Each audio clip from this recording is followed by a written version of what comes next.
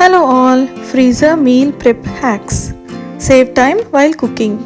నేను ఇక్కడ చింతకాయలని తీసుకొని లాస్ట్ నైట్ మంచిగా కడుక్కొని ఫ్యాన్ కింద ఆరబెట్టుకున్నాను. దాని తర్వాత ముక్కల కింద చాప్ చేసుకొని మిక్సర్ జార్లో కొద్దిగా పసుపు కొద్దిగా ఉప్పు వేసుకొని గ్రైండ్ చేసుకుంటున్నాను.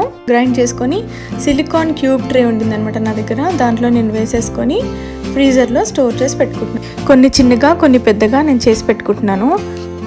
ఇలాంటి సిలికాన్ ట్రేస్ అయితే నాకు చాలా యూజ్ అవుతున్నాయి. అన్ని పేస్ట్లు చేసుకొని ఇలా నేను స్టోర్ చేసుకొని ఫ్రీజర్లో పెట్టుకుంటాను. ఎప్పుడు కావాలంటే అప్పుడు వాడుకుంటాను ఈజీగా. సీజనల్గా ఇలా దొరికే ఫుడ్స్ని మనం స్టోర్ చేసుకుంటే ఈజీగా ఉంటుంది, ఎప్పుడంటే అప్పుడు వాడుకోవచ్చు. అలాగే ఇలాంటి రా మ్యాంగోస్ పచ్చడికి వాడతాం కదా, అది నేను తీసుకొని కడుక్కొని బాగా ముక్కల కింద కట్ చేసి పసుపు ఉప్పు వేసుకొని పేస్ట్ లాగా చేసుకొని నేను సిలికాన్ ట్రేలో వేసుకొని ఎయిర్ టైట్ కంటైనర్లో పెట్టేసుకున్నాను ఫ్రీజర్లో. ఇది మనకి దాల్స్లో లేకపోతే కర్రీస్లో ఇలా క్యూబ్స్ వేసుకొని చేసుకుంటే చాలా టేస్టీగా ఉంటుంది కర్రీస్ కూడా. ఈ బిజీ షెడ్యూల్లో మనకి టైం సేవ్ అవుతుంది, ప్లస్ కుకింగ్ కూడా టేస్టీగా కుదురుతుంది. అలాగే నేను అన్నీ కూడా స్టోర్ చేసి పెట్టుకున్నాను. ఇక్కడ నా దగ్గర ఆమ్లా కూడా నాకు దొరికింది మార్కెట్లో, సో అది తెచ్చుకొని స్టీమ్ చేసుకొని ముక్కల కింద కట్ చేసుకొని పెట్టుకున్నాను ఉసిరికాయ పచ్చడి కావాలంటే చేసుకోవడానికి.